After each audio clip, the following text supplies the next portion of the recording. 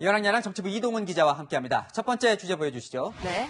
자, 오르막길 이런 제목의 노래가 있죠. 네, 조국 전 법무부 장관이 오늘 SNS에 공유한 가수 정인 씨의 노래입니다. 자, 여당의 참패 소식을 듣고 올린 글이니까 무슨 이유가 있겠죠. 네, 이 노래 오르막길은 청와대에서도 울려 퍼진 적이 있습니다.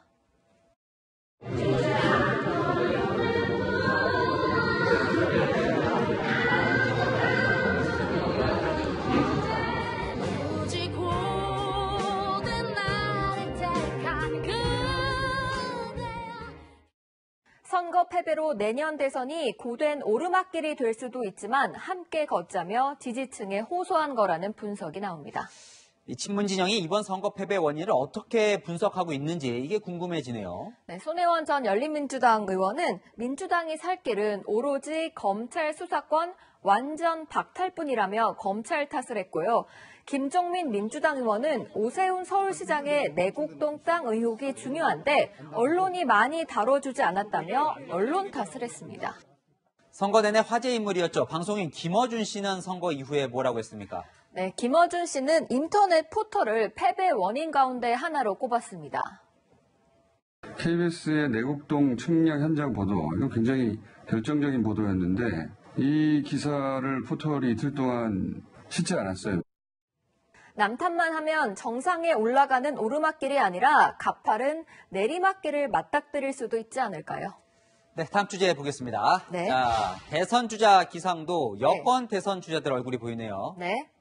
네, 선거 이후 각 주자들의 대선 기상도가 맑은지 흐린지 한번 분석해드리겠습니다. 궁금하네요. 자, 이재명 경기도지사 기상도부터 볼까요? 네, 이 지사는 구름 속 햇빛입니다. 공무원이다 보니 이번에 대놓고 선거 운동을 할 수가 없어서 아무래도 선거 결과에서 자유로운 편이죠.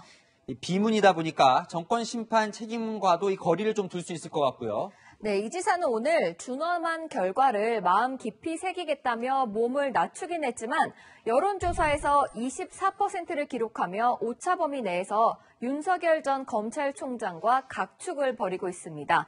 다만 이번 선거 때처럼 정권 심판론이 계속 거세게 불면 이 지사에게도 불리할 수밖에 없겠죠. 좋을 수도 있고 나쁠 수도 있는 기상도입니다.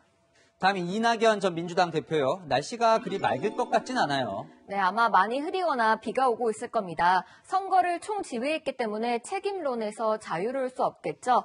이 전 대표 본인도 저의 책임이 크다, 성찰의 시간을 갖겠다며 사과했습니다. 자, 이 내부 경쟁 상대인 이 전 대표가 이제 타격을 입은 거면 이재명 경기지사의 날씨가 좀 좋아질 수는 있겠네요. 네. 자, 마지막 이 정세균 국무총리도 볼까요? 대선 출마를 위해서 곧 이 총리직을 그만둔다면서요. 네, 4월 말 5월 초쯤 그만둘 것으로 보이는데요. 네, 기상도는 안개로 정해봤습니다.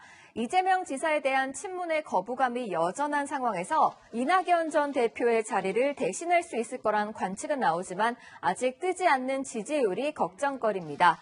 게다가 코로나19 4차 대유행 조짐을 보이는 것도 현직 총리에게 악재가 될 수 있습니다. 아직 본격적인 행보를 시작하지 않았으니 일단 안개를 붙여봤습니다. 자, 세세하게 따져는 봤지만 사실 여권 전체가 지금 긴장 모드죠. 그렇습니다. 임금은 배, 민심은 강물이라는 말을 잊지 말아야겠습니다. 강물은 배를 띄우기도 하지만 화가 나면 가라앉기도 하죠. 지금까지 여랑야랑이었습니다.